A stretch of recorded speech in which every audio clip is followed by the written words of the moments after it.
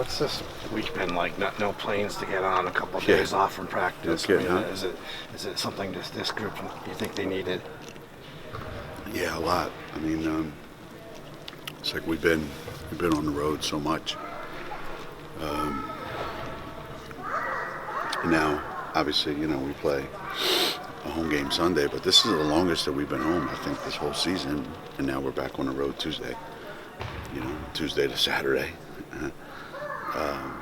But we really needed this part. It gave us a chance, I think, to regroup a little bit, and we took advantage of it. Took a bunch of days off, and I think it did a lot of good. Did you give them more days off because of all the nicks? No, we normally would do that. We like to practice a couple days and then play. So going from Monday to Sunday, that's a long time. And knowing we're going to be on the road all next week. We took Tuesday and Wednesday off and got some work done the last couple of days, and we'll see how it goes tomorrow.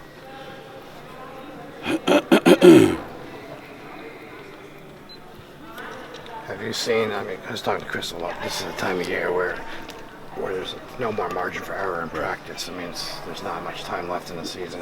Have you seen an increase in their focus? Have things gone better in practice? For the most part, week or two? yeah. I think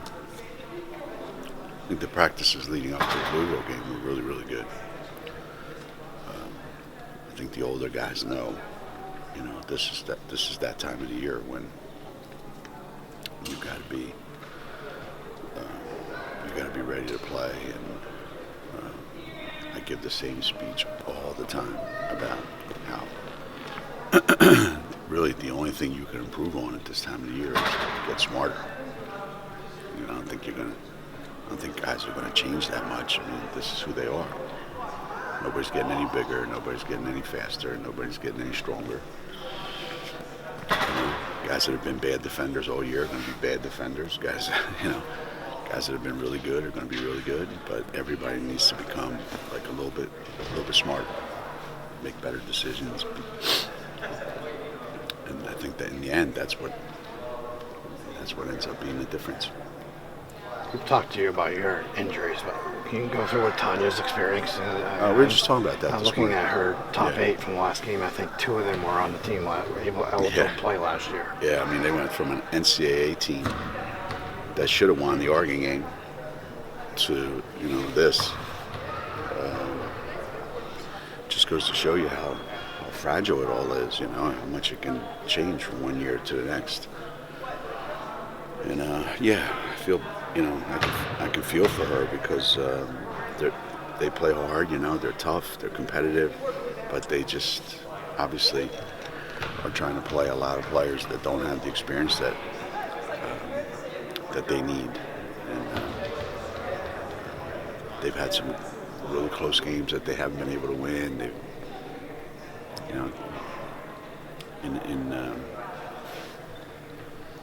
in our game with them down there, you could see that they started out one way and then just wore them down. They didn't have anything left halfway through the game. So it's not when you appreciate when it's easy. Yeah. When you go through what she's going through right now. An awful lot has been made of your seniors and how much leadership they've shown this year and helped bring you guys a little bit. Your junior class can get its 100th win tomorrow if you guys win. Can you just talk about how much those two have meant to this program? Well, we always try to find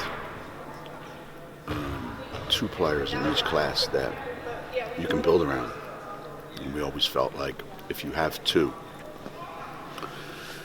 and you get fortunate and they're really solid kids and solid players, that you can accomplish a lot. And obviously, since they've been here, they've accomplished a lot individually, and our team has accomplished a lot since they've been here. they've been part of some amazing success, and they're nowhere near finished yet. And again, they've been very, very fortunate, and we've been fortunate. And we've got 2 seniors that are exactly the same, So these last couple of years have been pretty special. 99-1 since they've been here. Does that ever blow you away? The juniors? Yeah. Yeah, I know. It's crazy, right? I found myself saying that yesterday because we had a bunch of people at practice, and I said, we just try to put ourselves in position to be really good, and to win. I said, you're not going to win. You're not going to win every game. And then they started laughing, and I thought, no, these 2 guys have pretty much won every game except one. And it's pretty remarkable when you think about it. When the season started, and if I had told you that Kaylee was going to have her issues, and then Gabby's got the hip, and Crystal's missing time, could you ever envision getting through that non-conference? No, I look back. I was looking back at some of our games, and I looked at some of the scores of earlier in the season, and I'm surprised that we won some of the games that we won when we didn't have Lou, because obviously she means so much to our team, and yet it seems like everybody steps up when they have to, and I don't want to go through that during the tournament. I don't know that you can afford to do that at this time of year. But when we've had to, we've gotten great play from whoever we needed to have. I go back to the UCLA game at UCLA, or the Maryland game, or a lot of these games. So, Go sort of piggybacking on that. I mean, you had certain games, of course. I don't know if you did, but we certainly did have certain games circled on the calendar. Louisville being one, South Carolina, and to go through them the way you've gone through them in your wildest dreams, could you have imagined? You never do. I mean, when you set up your schedule, you're always planning on, all right, this one's going to be really hard. This one's going to be really hard. These 4 are really easy.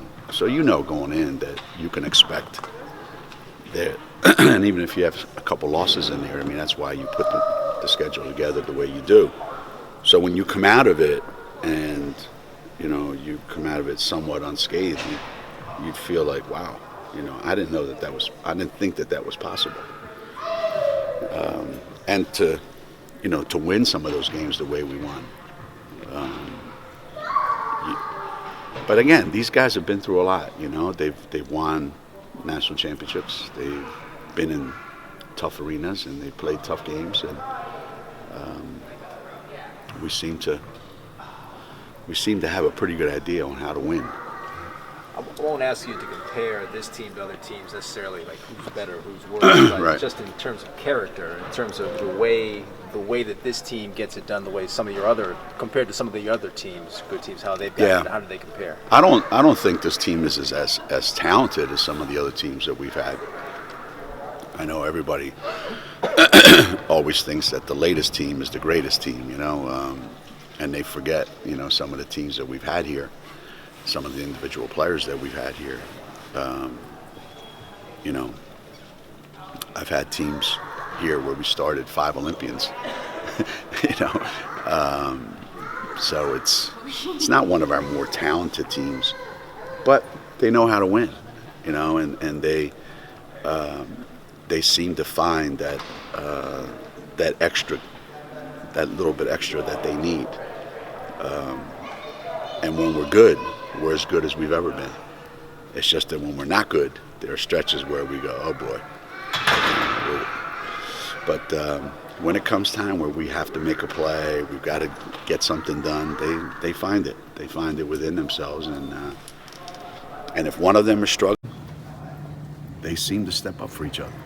And that's invaluable. You talk about Fee's improvement as a passer. FISA? Yes. Says who?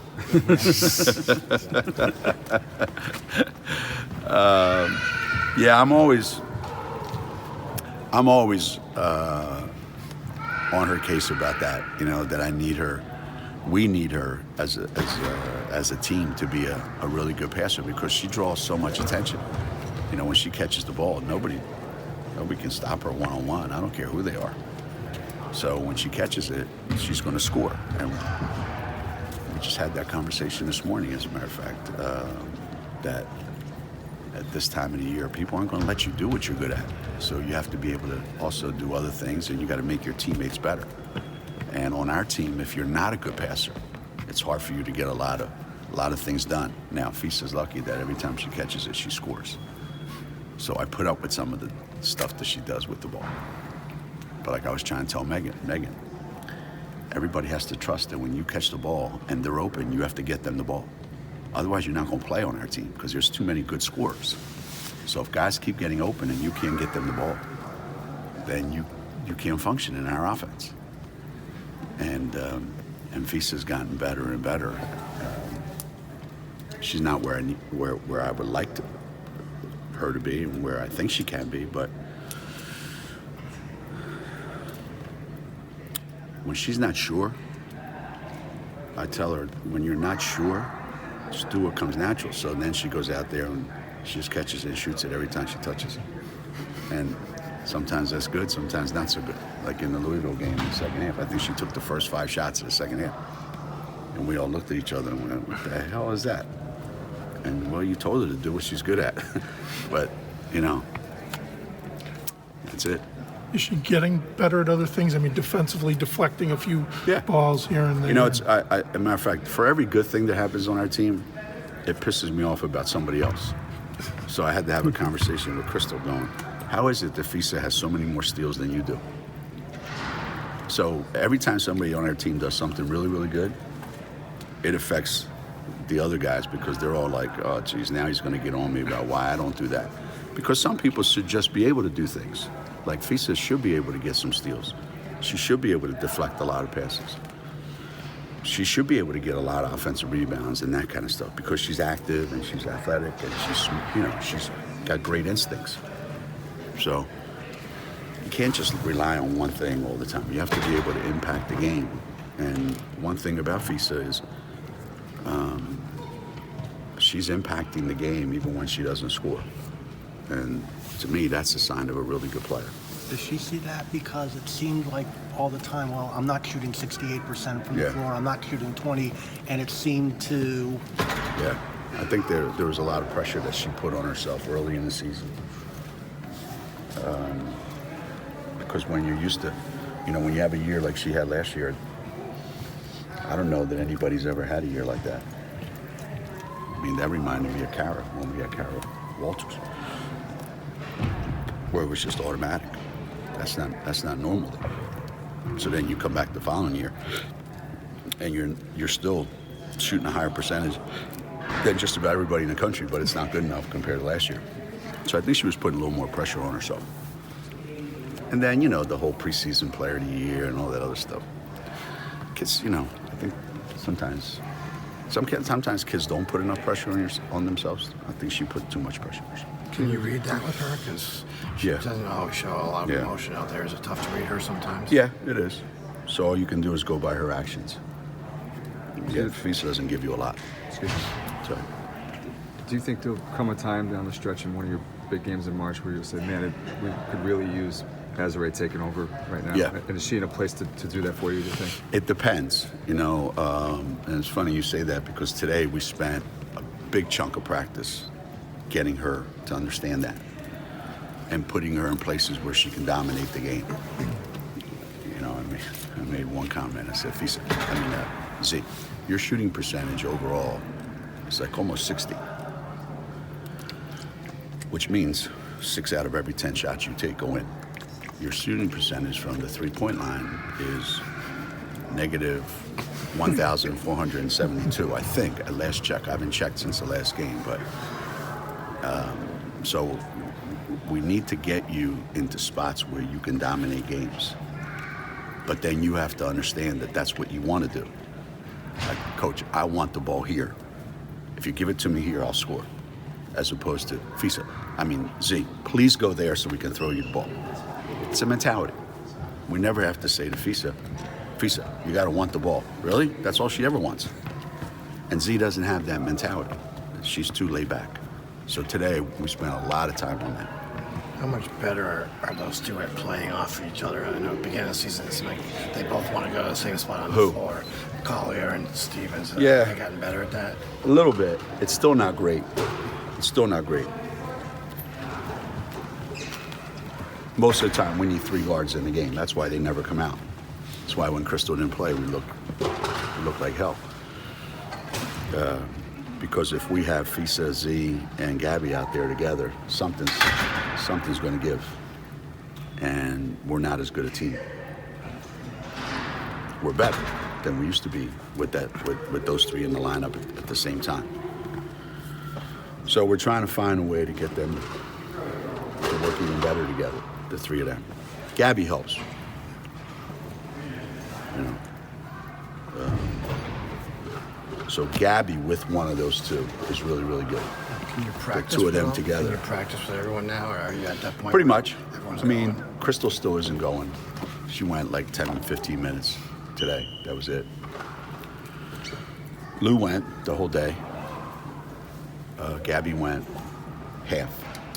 So we're still not 100% yet. Does there come a time where you feel like you're going to have the ability just to throw them out in practice, or you're going to have to I don't know. manage their practice time all? Yeah, I don't know. I think for the foreseeable future, I think we're going to be monitoring that. How do you compensate for Crystal not being out there? So It's hard. Just with Crystal, I mean, It's hard. Does she have more classroom work, or? No. I mean, it's she's not going to get any better physically if we keep pounding on it for an hour and a half, whatever, all day, every day. So the more rest that we can give her, the more experience the team gets at playing without her. I mean, how much she practices at this time of the year is not nearly as important as can we get her in, game ready, because that's going to be the key.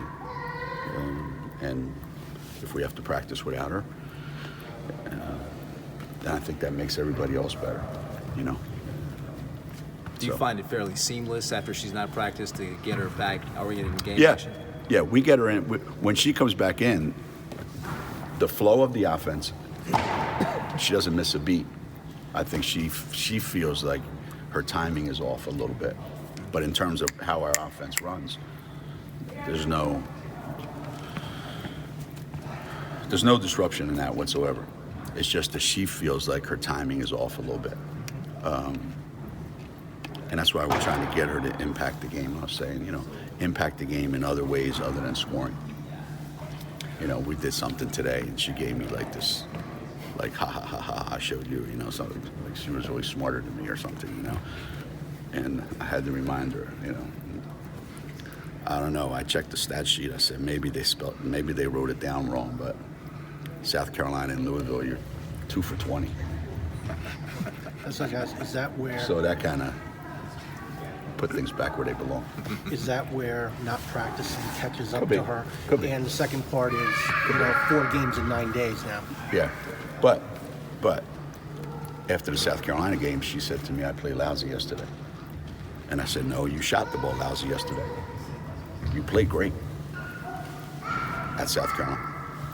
Now, after the Louisville game, I shot lousy yesterday. No, you shot lousy and you played worse. So there's a difference between shooting lousy and playing lousy. You can play great and not make shots. And you can make shots and not play so great. And you can miss shots and play lousy. Because to me, Crystal has the ability to impact the game. And the way she can impact it is not just scoring points. And yeah, we got 4 games this week. But I don't think it's anything that's that our team shouldn't be able to handle it. It's just, again, today's practice was really good because we were able to just get a lot of things ironed out that everybody's got to be able to be really, really good at this time of year at what they're good at. Like Meg. Meg can make one shot, corner three. Until when? Until she doesn't. She has to have something to do other than that. So when Megan puts the ball on the floor and goes to the basket, very, very few people that we play against can do anything about that, stop it. But she never does it. So, today it's like, okay, every time you touch the ball, that should be your first thought. How do I get to the rim? So we'll see what happens tomorrow. How many charges she gets when she should be shooting it. But at least she'll be doing what she's good at. Geno, one last long road trip here, and obviously a little travel in the Sucks. NCAA tournament. Yeah. That's what I was going to ask you. Do you still enjoy the travel like you did Do maybe I? 30 years ago? No, I don't. Although, there is something to be said. My wife says that all the time. She goes, I think travel's good for you because I don't have to just be doing all the things that I do. I can just, like when I'm sitting on a plane, I don't have to do anything. When I'm in that hotel with my team, I don't have to do anything. Nobody's calling me, nobody's asking me for anything. I don't have to be here, there, or anywhere. So now, at this stage in my life, travel for me is kind of relaxing. The actual getting home at 3 o'clock in the morning a lot of times, that's gotten old. That's gotten real old. I took a red eye from California the other day. I mean, I'm saying to myself, what the hell am I doing? I find myself saying that more often now than I did before. I enjoy when I get there, and I enjoy when I get home. But the actual, the act of travel, ugh. How about for the kids? Especially when they're going through my bag at Bradley. After I just gave the guy an autograph. Here, can I check your bag? Why'd you sign up for the pre-check? Huh? Pre-check. The pre-check. You still got to put a bag through there. You still got to put a bag through What the the hell are thing. you putting in there? Wine bottles? Wine bottles. I was bringing candy to a friend of mine. I guess the guy wanted something. How about for the players? A few of them talked about how you got to always appreciate that the sport has allowed them to see the world, really, see the country. Yeah. Well, for them, I think the only downside to the travel is the class time that they miss. That's the only downside. Yeah. I mean, in the beginning, they think, "Oh, isn't that great? We don't have to go to class." But then they realize that every missed class or every missed time, they have to make it up. So, yeah, I think sometimes they take for granted how good they have it. And every rule that's come down the pike now in the NCAA is all about, student athlete welfare. If I hear that one more time, I want to get sick. Because it's a real hardship to go to school for free and travel the world. I mean, I don't even know how they do it, these kids. It's such a burden. I mean, that nobody should be subjected to that. Going to school free, 3 meals a day, place to live, charter flights, great hotels. I mean, sometimes I just feel sorry for them, how unbearable it is. I think he and Gabby this summer are going to miss those charter flights. The real world's coming fast for those two. Absolutely. Are you coming home after Tulane No. in the United States? So that helps. Yeah, no. We're leaving Tuesday afternoon. We play Wednesday, and then we're going to Dallas. And then we'll come home Saturday night. Mavericks at afternoon. home? No, I checked. They're not. They're not. And that's the other thing. That they don't help you. Like the game's at 5 o'clock in Dallas. So instead of it being at 1, when we can come home at a decent hour, we got to play at 5. Makes no sense. Hey, Coach, with the leaper that Gabby is, how would you feel one day if she was on the break and she just decided to dunk it? How would you feel about that? If she could, I think it'd be great, but she can't. So for her to even try would be silly. But if she could, oh yeah. I remember saying that to Maya Moore one time. Maya was coming down on a break, and she acted like she was going to, and she tried to, and got halfway up there and realized she couldn't, and missed the layup, and it looked awful. And somebody asked me, like, would you get mad? I said, no. I get mad when you try to do something you know you can't do, and then pretend like, oh yeah, it's no big deal. She said, oh yeah, the ball slipped out of my hand. No, it didn't. She realized she had no legs halfway up there, and then looked like she vomited the ball towards the rim, you know? So I don't care what the kids do, as long as it works. I don't care, you know. I want them to have fun out there. But yeah, it's no fun when you try to do something and embarrass yourself. She can't dunk it. I mean, I'm sure she could if she spent some time trying. But you have to be able to get like that far over the rim to get the ball over. Right? You can't just get to the rim. Like, we got about 7 kids on our team that can grab the rim, or however many over the years, easy. Just jump up and grab it. That doesn't mean they can dunk it. I mean, the only one that was easy was Stewie. Everybody else, it's a little bit of a struggle. I mean, they could on special occasions, but Stewie's the only one that, like, pretty much on a regular basis could do it.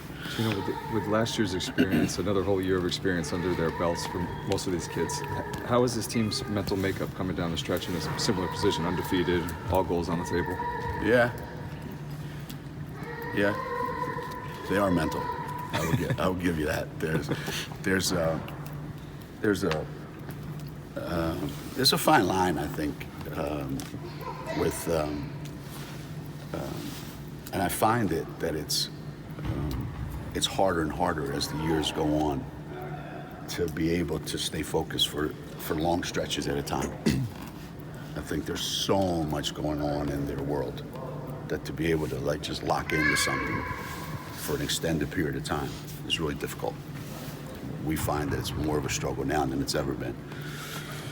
So we try to shorten the time that they actually have to be locked in, you know. But right now, at this time of the year, this is when the championship teams start to act like championship teams.